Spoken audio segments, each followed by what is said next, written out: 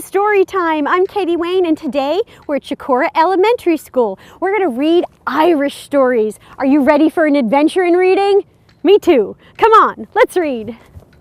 So today we're going to read some Irish stories. All right, let's start with Fiona's Luck by Teresa Bateman. Once, luck was as free to be had in Ireland as sunlight and just as plentiful. It filled the air and anyone could grab a handful of it as the need arose. This was largely due to the leprechauns, for they made luck like cows make milk. Then the big folk arrived in Ireland. They were so large the luck clung to them wherever they went. "Something will have to be done," the king of the leprechauns declared. "We can't have those huge people soaking up all of the luck. What would be left for us?" So under the king's orders, the leprechauns wove fine golden thread into magical nets.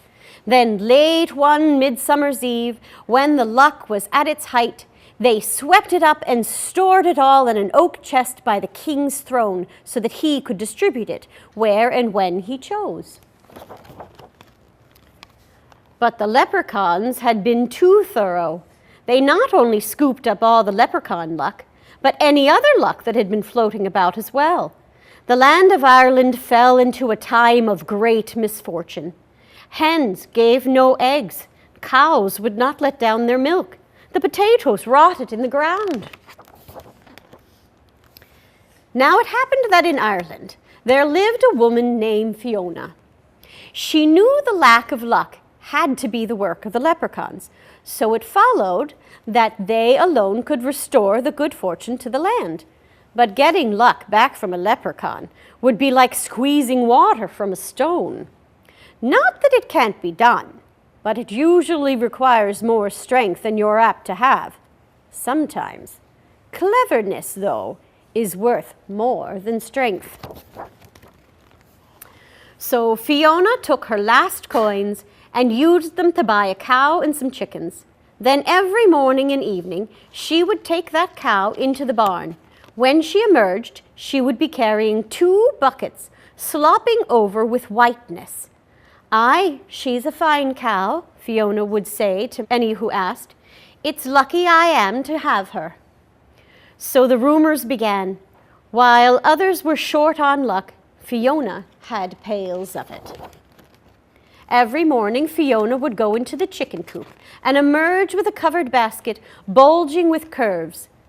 "The hens seem contented," she commented to her neighbors. "It's lucky I am to have them." Soon the rumor spread. While others were short on luck, Fiona had baskets of it. Then Fiona began digging in her garden and filling her wheelbarrow with round, dirt-covered lumps. "It's not a good year for potatoes," Fiona said to all who passed. "Still, I'm lucky to have what I have." Now the rumors had wings. While others were short on luck, Fiona had wheelbarrows full of it. Naturally, word of the unexpected luck made its way to the leprechaun king. One day, Fiona was walking across a green meadow when she suddenly found herself surrounded by a small crowd of the fair folk. They grasped the hem of her skirt and ran around her in a circle. She turned to keep the skirt from wrapping around her knees, and as she turned, the landscape blurred. When it sharpened again, Fiona found herself beneath the earth in the throne room of the leprechaun king. It was a glorious cavern with rich tapestries hanging against tall granite walls and the floor cobbled entirely of jewels. Torches and candlelight made everything sparkle, and the music filled the air. In front of Fiona stood the throne, and on the throne sat the leprechaun king. He beckoned to her. Fiona approached, her eyes scanning the room for the missing luck. She was as sure as smoke loves fire that the king would be keeping it close to himself. As she curtsied, she spied the oak chest. It was glowing slightly, sealed by a spell, since everyone knows that no lock can hold luck for very long. "What would you be wanting of me?" Fiona asked politely. The king scowled. "Where are you getting all your luck? Who's been giving it to you and why? He demanded. Fiona's eyes widened in innocence. I have no luck, she declared. Indeed, here I am, a captive of the leprechaun. If that's luck, you can take it. So, you claim to have no luck? The king inquired, raising an eyebrow. Well, let's put it to the test. And when I prove that you've lied to me, as forfeit, I'll take all the luck you have and put it with the rest that I guard. His eyes flicked to the chest. Fiona frowned. That's a sorry bargain for me, she said. Yet I know the rules. If a test is to be made, then a forfeit must be paid by the loser. If I haven't lied, so when I'm proved truthful, I demand a wish as your forfeit. The king's eyes turned shrewd. Agreed, he said slyly. I'll give you a wish for exactly the value of the luck you have, if my tests prove me wrong. Fiona knew she was being cheated. A woman with wit, though, can turn even a leprechaun's cleverness against himself. She glanced at the chest and then, barely keeping a smile from her lips, nodded. So the agreement was made. At the king's gesture, one of his magicians brought out a low table and placed upon it 3 beautiful shells. Under one he hid a small gold coin. Then he whisked the shells around and over and under in a blur no human eye could follow. Now, said the king, where's the gold? There was 1 chance in 3 of her picking correctly, and a person with good luck would find the gold every time. Even a person with a little luck would find the gold occasionally. But though they played the game over and over again, Fiona could never locate the coin. It was as if she had no luck at all. Another test, the king ordered. A leprechaun harp was brought forth. Now, leprechaun instruments make music by the luck of the player. A person with good luck would be able to play something just by stroking the strings. Even a player with just a hint of luck could probably finger out a simple melody. But in Fiona's hands, the strings went out of tune, and no matter how she stroked and plucked, nothing but ear-bending noise resulted. The king shuddered and frowned. Could he have been mistaken? Perhaps the last test could prove him right. Bring out the chess set, he demanded. He and Fiona faced each other across the board. The king made his opening move. Nobody could hope to beat the leprechaun king, for he was steeped in luck. But a person with good luck could last a while against him. Even a person with just a bit of luck had hopes of making a few good moves. Despite the king trying his hardest to lose, Fiona was beaten soundly within 2 minutes. The king eyed her in amazement. You have no luck at all, he declared. But what about the milk and the eggs and the potatoes? Fiona sighed. If I fill my milk bucket with whitewash, and my egg basket with pine cones, or my wheelbarrow with dirty rocks, surely that's my own business. I told you I had no luck, and I didn't lie. Now, I take my wish and be on my way. The king nodded slowly. Indeed, I did promise you a wish, but for exactly the value of the luck you actually had. You've proven to me that you've no luck at all. So, that's all you get for your wish. Nothing. He smiled at the cleverness of his reasoning, all well within the limits of the leprechaun law. Then his smile wavered, for Fiona was smiling too. So, I can wish for nothing? She asked. He nodded, puzzled. Then, I wish for a hole, Fiona continued. A hole is nothing after all, and that's exactly the value of my wish. I wish for a hole that will never go away, and I wish it to be in the lid of that chest. She pointed to the chest of luck by the king's throne. The power of a wish, rightly earned, is not to be denied. The hole appeared in the chest, and luck began escaping immediately. The king howled with rage. But what could he do? He had made a bargain and was forced to keep it. With an angry wave of his hand, Fiona whirled away. When she opened her eyes, she was back in the meadow, the sun just rising over the hills. If there was an extra sparkle to the sunshine and the grass glowed greener than before, well, it was only to be expected. And that is why, from that day to this, you'll always find some luck roaming free around Ireland. For the hole is still in the chest, and the king must keep his promise. But as for Fiona, well, As she herself said, luck's all well and good, but myself, I'd rather depend on my wits. The end.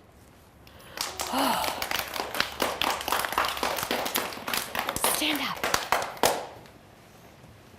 So in Ireland, they have something called lilting in their music. Something like diddle diddle dee, oh diddle diddle dee. So it's nonsense words with a little trilling. Can you try that?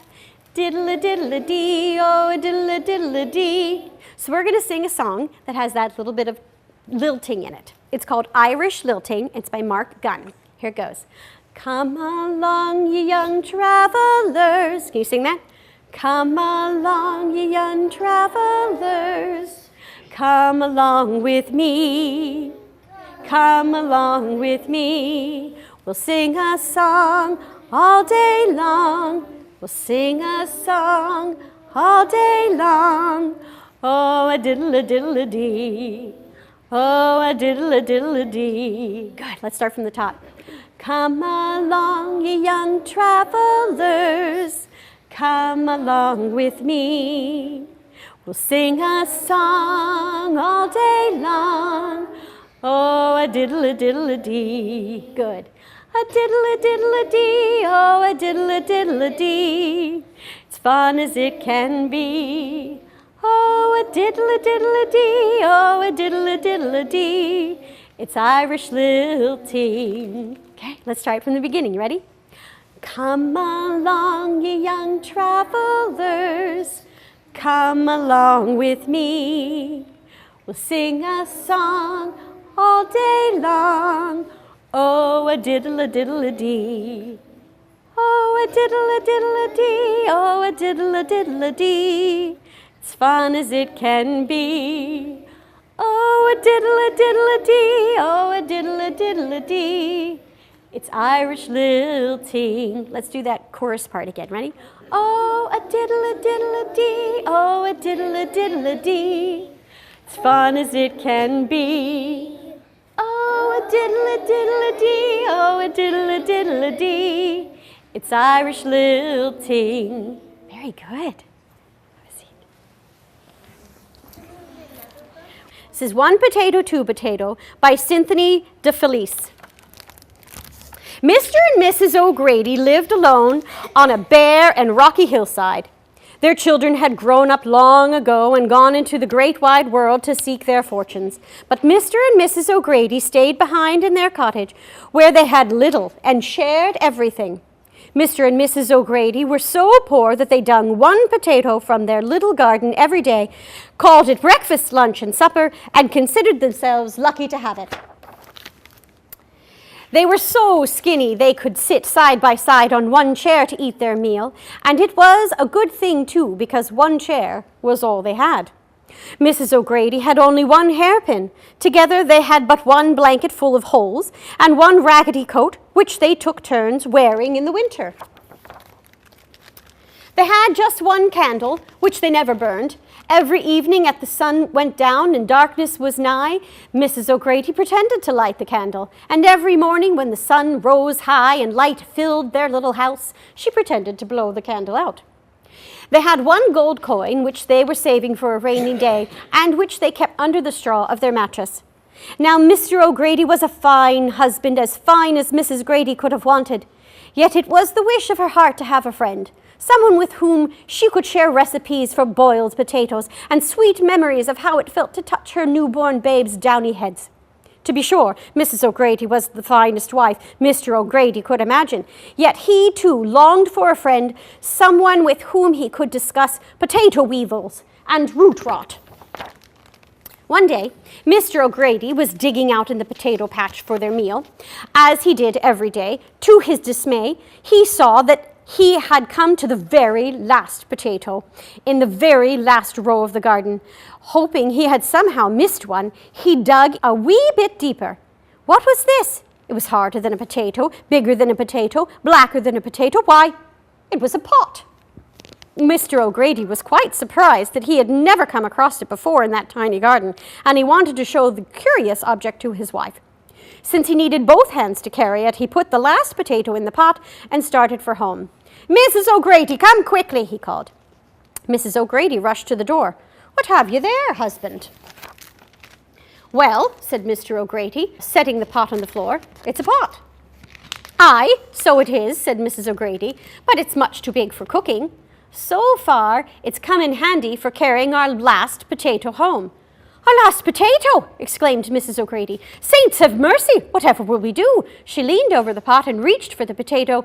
As she did, her hairpin fell out of her hair and into the pot. She paid it little mind, though, for inside the pot were 2 potatoes.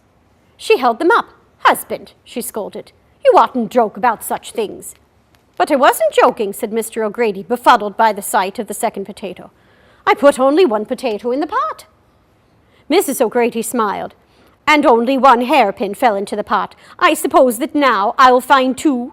She reached into the pot and her face grew pale. When she withdrew her hands, they held not 1, but 2 hairpins, exactly alike. "Husband, how can this be?" she whispered. Mr. O'Grady took 1 of the hairpins and threw it into the pot. Quickly, he reached back in and pulled out 2 hairpins. "Now I have 3 hairpins instead of 1, Mrs. O'Grady said happily. She began arranging her hair.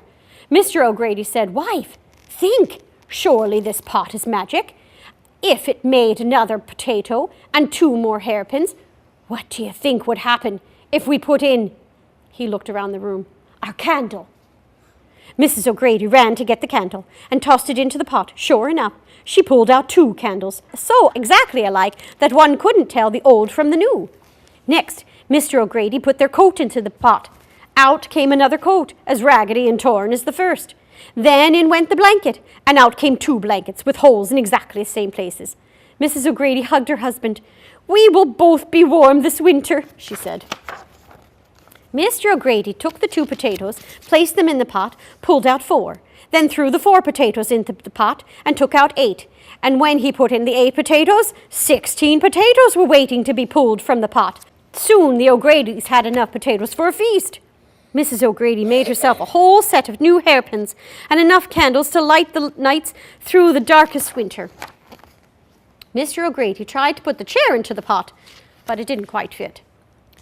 "No matter," he said. "1 chair has served us well for a long time." But Mrs. O'Grady, who was a clever woman, had been thinking. She went over to the mattress and with trembling fingers took out the gold coin. "Husband," she said, "do you suppose the pot's magic will work on this?" Holding her breath, she tossed the coin into the pot. That 1 coin became 2, then 2 became 4, 4 became 8, 8 became 16, and soon the floor was covered with bright gold coins. Mr. O'Grady put several of the coins into his pocket. "Dear wife, I'm going to the village to buy you a new coat, a new blanket, and a new chair." Mrs. O'Grady waved goodbye to her husband. She put the potatoes into a sack. She gathered up the coins and placed them under the mattress. Then she went outside, where she found a single flower growing in the bare and rocky hillside. Soon she had a bouquet of flowers just like it. Tired out from all the excitement, Mrs. O'Grady wrapped herself in both blankets and took a nap. She was awakened by her husband's cheerful whistle as he came through the door, his arms full of packages. Eager to see what he had bought, Mrs. O'Grady ran to meet him. She tripped and fell and landed head first right in the pot. "Help me out of here, husband," she cried. Packages flew through the air as Mr. O'Grady raced over to the pot. There were his wife's skinny little legs sticking out of the top, kicking back and forth. Mr. O'Grady grabbed on tightly, pulled poor Mrs. O'Grady out of the pot and set her gently on the floor. But saints have mercy! Now there were 2 more skinny little legs, kicking back and forth. Without thinking, Mr. O'Grady reached into the pot, grabbed those skinny little legs and pulled out another Mrs. O'Grady, so exactly like his wife that he could scarcely tell the difference. "Oh dear, oh woe," Mr. O'Grady moaned. "One wife is all I ever wanted." When the first Mrs. O'Grady had recovered from her surprise, she smiled and said, "There's only one thing to be done." Mr. O'Grady pointed to the second Mrs. O'Grady. "Throw her back in." "Not at all," said the first Mrs. O'Grady. "You, husband, must jump into the pot yourself." "Jump into the pot? But then there'll be 2 of me as well." "Quite so," said Mrs. O'Grady.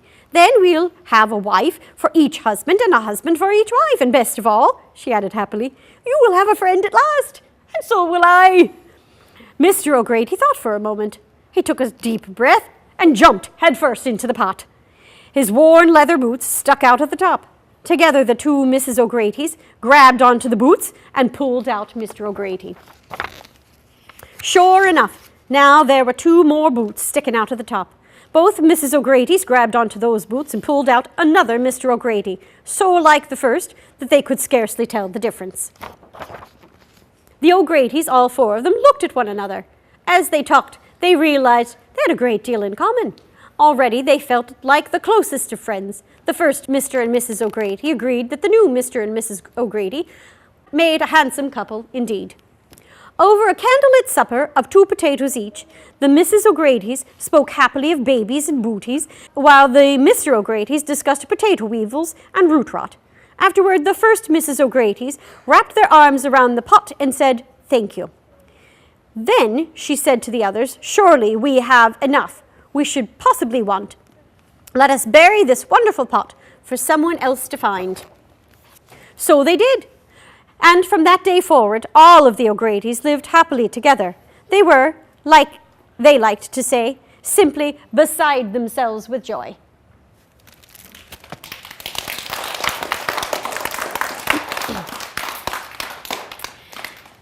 Thank you for listening so attentively to those Irish stories.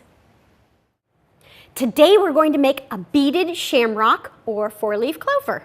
Let me show you what we'll need. We'll need some pony beads. We'll need 3 pipe cleaners or Chanel sticks, and we'll need a pair of scissors for your adult helper. Let's get started. So the first thing we're going to do is cut one of these Chanel sticks in half. We won't need that one. And then we're going to take these, and they're going to be 2 leaves for each of these. Let's show you how that works. And there's going to be 3 beads on each leaf, but you can put as many beads as you want. So I'll show you how to do 3. So I'm going to take one, and I'm going to string on it. I'm using green and white and gold and clear beads, but you can use whatever color you want. So I have 3 for one leaf. You could make a pattern or make it different. I'm going to vary it up here a little bit. I used a clear and a green and a white. Okay, then I'm going to do the same thing with the other one. A green and a gold and a clear. We'll push those over to the side. And we use a white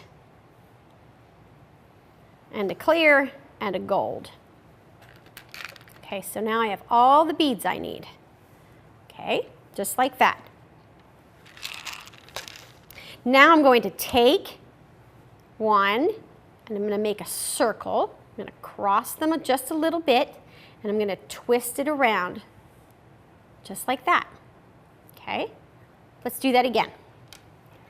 So I'll take that, I'll cross it, and twist it around, just like that. Okay, so now I have the beads on either side. Okay, and I'm going to put these all together. So I'm going to take my twisted bit, connect it to the other side, grab the twisted bit of the second one, put it to the side, just like that, almost like dragonfly wings. Then I'm going to take my half piece that I cut, and I'm going to fold it over, and I'm going to twist those nice and tightly together, all the way down to the end. Now all we need to do is shape it. So we have each of our leaves. I'm going to shape them back into some circles, just bending it as I like, and I can leave it nice and round like this, just turning the stem just like that, and just leave it like that. If you find it untwisting, just retwist it. Okay. Some people like to put a little heart shape in there, so let me show you how to do that. So I'm just going to bend it in like that, and it makes a little bit of a heart shape in my leaf. And the beads could be on either side. I'll show you one with them on one side. And then just keep shaping it till it is just the way you like it. Right in the center of my circle. There we go.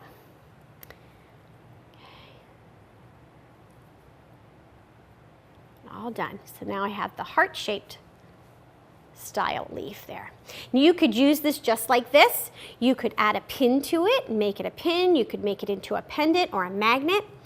It's just a 4-leaf clover that we've made and put beads on. So be creative and have fun. Well, that's all the time we have today at Chicora Elementary School. Remember, if you'd like us to visit your school, ask your teacher, principal, or librarian to contact us. See you next time. Bye-bye.